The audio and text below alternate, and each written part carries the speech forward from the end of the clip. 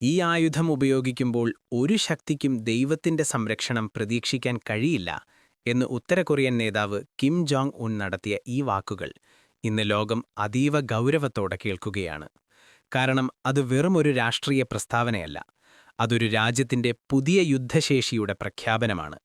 ഭീമൻ ആണവശേഷിയുള്ള rocket ലോഞ്ചറുകളുടെ ഒരു battery ഉത്തര Korea പുറത്തുവിട്ടതോടെ Asian മേഖലയിൽ മാത്രമല്ല, ആഗോള സുരക്ഷാ ചർച്ചകളിലും വലിയ തരംഗമാണ് ഉയർന്നിരിക്കുന്നത്. പ്രത്യേകിച്ചും ഇറാൻ-അമേരിക്ക സംഘർഷം വീണ്ടും അപകടകരമായ വഴിയിലേക്ക് നീങ്ങുന്ന പശ്ചാത്തലത്തിൽ ഉത്തര കൊറിയയുടെ ഈ നീക്കം ലോകത്തെ കൂടുതൽ ഉത്കണ്ഠയിലാക്കുകയാണ്.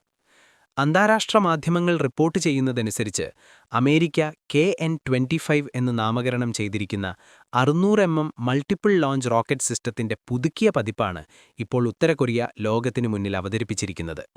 ഈ ആയുധത്തെ ശരിക്കും അത്ഭുതകരവും ആകർഷകവുമാണ് എന്ന് വിശേഷിപ്പിച്ച കിം, ഇതൊരു പ്രത്യേക ആക്രമണത്തിനും തന്ത്രപരമായ ദൗത്യം നിറവേറ്റുന്നതിനും ഉചിതമാണ് എന്ന് തുറന്നടിച്ചു പറഞ്ഞു.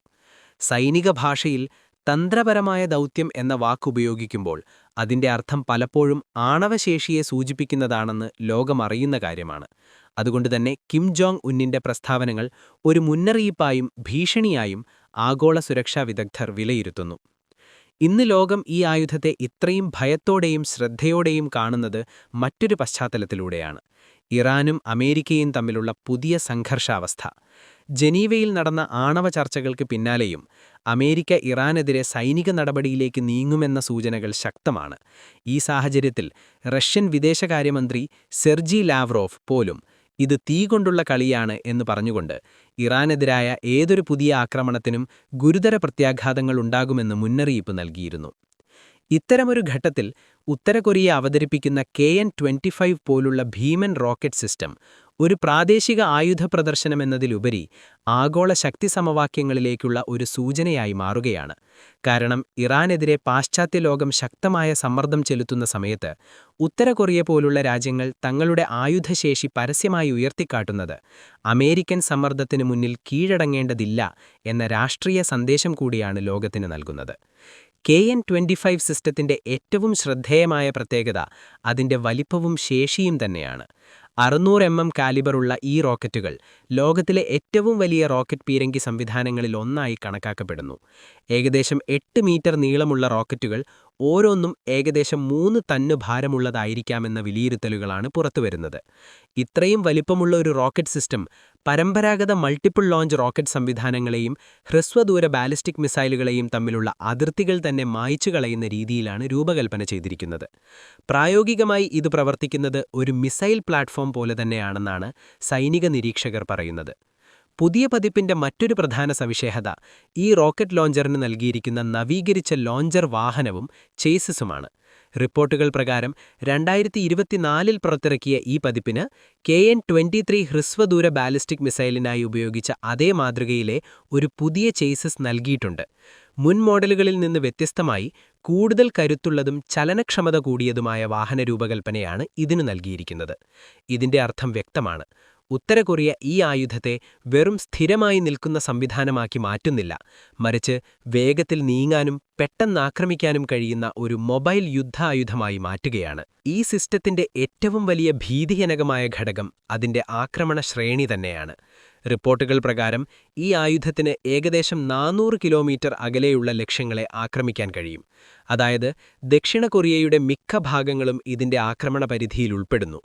ഒരു യുദ്ധസാഹചര്യമുണ്ടായാൽ കുറഞ്ഞ സമയത്തിനുള്ളിൽ തന്നെ വൻതോതിൽ ആക്രമണം നടത്താൻ കഴിയുന്ന ആയുധമായി മാറുമെന്ന് സൈനിക വിദഗ്ധർ മുന്നറിയിപ്പ് നൽകുന്നു. ഇത്തരമൊരായുധം ദക്ഷിണ കൊറിയയ്ക്കും ജപ്പാനും മാത്രമല്ല, അമേരിക്കയുടെ സൈനിക സാന്നിധ്യത്തിനും വലിയ തലവേദനയാകുന്ന സാഹചര്യമാണ് സൃഷ്ടിക്കുന്നത്. ഇതേസമയം ഇറാന്റെ കാര്യത്തിൽ അമേരിക്ക നേരിടുന്നത് സമാനമായൊരു വെല്ലുവിളിയാണ്. അതായത് ഇറാൻ തുറന്ന നിലത്തിന് സംവിധാനങ്ങൾ ഭൂമിക്കടിയിലേക്ക് മാറ്റി ആക്രമണങ്ങളെ വിഫലമാക്കാൻ ശ്രമിക്കുന്നു. മറുവശത്ത് ഉത്തര കൊറിയ കൂടുതൽ വലിയ ആയുധശേഷി പരസ്യമായി ഉയർത്തിക്കാട്ടുന്നു. ഈ രണ്ട് സംഭവങ്ങളും ഒരുമിച്ച് വായിക്കുമ്പോൾ അമേരിക്കയുടെ സൈനിക സമ്മർദ്ദ നയങ്ങൾ ലോകത്തെ പല ഭാഗങ്ങളിലും തിരിച്ചടിയായി മാറുന്നു എന്ന വിലയിരുത്തലുകൾ ശക്തമാകുന്നു. KN-25 സിസ്റ്റത്തെക്കുറിച്ച് കിം ജോങ് ഉൻ നടത്തിയ പ്രസ്താവനകൾ അതിനെ കൂടുതൽ അപകടകരമാക്കുകയാണ്.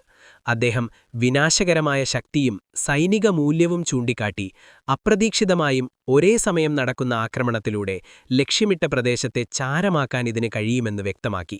ഇതൊരു സാധാരണ റോക്കറ്റ് ലോഞ്ചറിന്റെ വിവരണമല്ല, മറിച്ച് ഒരേ സമയം നിരവധി റോക്കറ്റുകൾ വിക്ഷേപിച്ച് ശത്രുവിന്റെ പ്രതിരോധ സംവിധാനങ്ങളെ തകർക്കുന്ന രീതിയിൽ ആക്രമണം നടത്താനുള്ള ശേഷിയാണ് കിം സൂചിപ്പിക്കുന്നത്. ഇത് വലിയ തോതിൽ നാശം വിതയ്ക്കുന്ന ആക്രമണ മാതൃകയായതിനാൽ ഇതുപയോഗിക്കപ്പെടുന്ന സാഹചര്യമുണ്ടായാൽ അതിന്റെ ആഘാതം ഒരു രാജ്യമോ ഒരു സൈനിക ലക്ഷ്യമോ മാത്രം ബാധിക്കുന്നതായിരിക്കില്ല. അതേസമയം ഈ സിസ്റ്റം പരമ്പരാഗത ആയുധമല്ലെന്ന സൂചനകളും ശക്തമാണ്. ആദ്യം ഇത് ഉയർന്ന സ്ഫോടനശേഷിയുള്ള പോർമുനകൾ വഹിക്കുന്ന സംവിധാനമായിട്ടാണ് വിലയിരുത്തിയത്. പിന്നീട് KN-25 ഉത്തര കൊറിയയുടെ തന്ത്രപരമായ ആണവയായുധങ്ങൾ വഹിക്കാൻ കഴിവുള്ള സംവിധാനങ്ങളുടെ പട്ടികയിൽ ഉൾപ്പെടുത്തിയതായി റിപ്പോർട്ടുകൾ പറയുന്നു. അതായത് ഈ റോക്കറ്റുകൾക്ക് പരമ്പരാഗത പോർമുനകൾ മാത്രമല്ല, ആണവ പേലോഡുകളും വഹിക്കാൻ കഴിയും എന്ന ആശങ്കയാണ് ലോകം നേരിടുന്നത്. ഇറാന്റെ ആണവ പദ്ധതിയെക്കുറിച്ചുള്ള വിവാദങ്ങൾ ലോകം വീണ്ടും ചർച്ച ചെയ്യുമ്പോൾ ഉത്തര കൊറിയയുടെ ഇത്തരത്തിലുള്ള ആണവശേഷിയുള്ള പ്ലാറ്റ്ഫോമുകൾ പുറത്തുവരുന്നത് ലോകത്തെ ആണവ സുരക്ഷാ സംവിധാനത്തെ കൂടുതൽ അസ്ഥിരമാക്കുകയാണ്. ഇതോടൊപ്പം തന്നെ KN-25 സിസ്റ്റത്തിൽ മെച്ചപ്പെട്ട മാർഗനിർദ്ദേശവും നിയന്ത്രണ സംവിധാനവും ഉൾപ്പെടുത്തിയിട്ടുണ്ടെന്ന റിപ്പോർട്ടുകളും പുറത്തുവരുന്നുണ്ട്. ബാഹ്യ ഇടപെടലുകളെ ചെറുക്കാൻ രൂപകൽപ്പന ചെയ്ത പുതിയ നാവിഗേഷൻ സംവിധാനങ്ങൾ കൃത്യത വർദ്ധിപ്പിക്കാനും ഇലക്ട്രോണിക് യുദ്ധം തടയാനുള്ള സാധ്യത കുറയ്ക്കാനുമുള്ള ശ്രമങ്ങളായി വിലയിരുത്തപ്പെടുന്നു. ഇത് അമേരിക്ക പോലുള്ള രാജ്യങ്ങൾ നടത്തുന്ന താന്ത്രിക പ്രതിരോധ ശ്രമങ്ങൾക്ക് മുന്നിൽ പോലും ഉത്തര കൊറിയ തങ്ങളുടെ ആയുധശേഷിയെ കൂടുതൽ കൃത്യമാക്കാൻ ശ്രമിക്കുന്നു എന്നതിന്റെ തെളിവാണ്. ഈ അനാച്ഛാദനത്തിന്റെ രാഷ്ട്രീയ സമയവും ഏറെ ശ്രദ്ധേയമാണ്. ഉത്തര കൊറിയയിൽ നടക്കാനിരിക്കുന്ന ഭരണകക്ഷി കോൺഗ്രസിന് മുന്നോടിയായി കിം ജോങ് ഉൻ ഭാവിയിലെ സൈനിക മുൻഗണനകൾ പുനഃസംഘടിപ്പിക്കും എന്ന് കരുതപ്പെടുന്ന സമയത്താണ് KN-25ന്റെ മെച്ചപ്പെട്ട പതിപ്പ് പുറത്തുവിട്ടിരിക്കുന്നത്. ഇത് ആഭ്യന്തര രാഷ്ട്രീയത്തിനു വേണ്ടിയുള്ള ശക്തിപ്രകടനം എന്ന നിലയിലും കാണപ്പെടുന്നു. എന്നാൽ അതിനോടൊപ്പം തന്നെ ഇറാനെതിരെ അമേരിക്ക സമ്മർദ്ദം വർദ്ധിപ്പിക്കുന്ന സമയത്ത് ഉത്തര കൊറിയ നടത്തുന്ന ഇത്തരത്തിലുള്ള ആയുധ പ്രദർശനം ലോകത്തിന് ഒരു വലിയ സന്ദേശം കൂടിയാണ് നൽകുന്നത്. അമേരിക്കൻ ഭീഷണികൾക്കിടയിലും പ്രതിരോധം ശക്തിപ്പെടുത്തുന്ന രാജ്യങ്ങൾ പിന്നോട്ടു പോകുന്നില്ല എന്നതാണ്. ഇതോടെ ലോകം നേരിടുന്നത് വളരെ സങ്കീർണമായൊരവസ്ഥയാണ്. ഒരു വശത്ത് ഇറാൻ ഭൂമിക്കടിയിൽ തന്ത്രപരമായ കോട്ടകൾ നിർമ്മിച്ച് ആക്രമണങ്ങളെ വിഫലമാക്കാൻ ശ്രമിക്കുന്നു.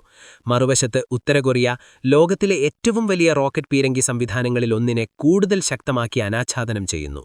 രണ്ടു രാജ്യങ്ങളും വ്യത്യസ്ത മേഖലകളിലാണെങ്കിലും രണ്ടും നൽകുന്ന സന്ദേശം ഒരേ സ്വഭാവത്തിലുള്ളതാണ്. ഭീഷണിയിലൂടെ അടിച്ചമർത്താൻ ശ്രമിച്ചാൽ അവർ കൂടുതൽ ശക്തിയോടെ തിരിച്ചുവരും.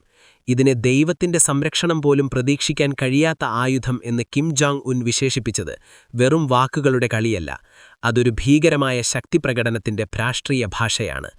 ഇറാൻ അമേരിക്ക സംഘർഷം വീണ്ടും ചൂടുപിടിക്കുന്ന സമയത്ത് ഇത്തരമൊരായുധം ലോകത്തിനു മുന്നിൽ വരുന്നത് അമേരിക്കയുടെ മുന്നിലുള്ള വെല്ലുവിളി കൂടുതൽ വലുതാക്കുകയാണ്. കാരണം ഒരേ സമയം രണ്ട് മേഖലകളിൽ രണ്ട് വ്യത്യസ്ത പ്രതിസന്ധികൾ, രണ്ട് ആണവശേഷിയുള്ള രാജ്യങ്ങൾ അമേരിക്കയെ നേരിടുന്ന സാഹചര്യം രൂപപ്പെടുകയാണ്. KN-25 പോലുള്ള ഭീമൻ റോക്കറ്റ് സിസ്റ്റങ്ങൾ ഉത്തര കൊറിയയുടെ സൈനിക ശേഷിയിൽ ഒരു പുതിയ അധ്യായമാണ്. അതൊരായുധം മാത്രമല്ല, അതൊരു സന്ദേശമാണ്. അതിന്റെ ലക്ഷ്യം ഒരേ ഒന്നേയുള്ളൂ: ഞങ്ങളെ അവഗണിക്കരുത്, ഞങ്ങൾ തയ്യാറാണ് എന്ന പ്രഖ്യാപനം. അതേസമയം ഇറാൻ അമേരിക്ക സംഘർഷ പശ്ചാത്തലത്തിൽ ഇത് മറ്റൊരു സന്ദേശം കൂടി നൽകുന്നു. ആഗോള പാലിറ്റിക്സിൽ ഇനി ഒരൊറ്റ ശക്തിക്ക് മാത്രം നിർണായക നിയന്ത്രണം നിലനിർത്താൻ കഴിയില്ല. ഇനി ലോകം ഉറ്റുനോക്കുന്നത് ഒരേ ഒരു കാര്യമാണ്: ഇറാനെതിരെ അമേരിക്കയുടെ അടുത്ത നീക്കം എന്തായിരിക്കും? ജനീവ ചർച്ചകൾ വിജയിക്കുമോ? അതോ സംഘർഷം വീണ്ടും ഉയരുമോ? അതിനോടൊപ്പം തന്നെ KN-25 പോലുള്ള സംവിധാനങ്ങൾ ഭാവിയിൽ കൂടുതൽ ശക്തമായ വിന്യാസത്തിലേക്ക് മാറുമോ? ഈ രണ്ട് ചോദ്യങ്ങളുടെയും ഉത്തരം വരാനിരിക്കുന്ന കാലത്ത് ലോകത്തിന്റെ സുരക്ഷാ ഭൂപടം തന്നെ മാറ്റിമറിക്കുന്ന വിധത്തിൽ നിർണായകമാകാനാണ് സാധ്യത.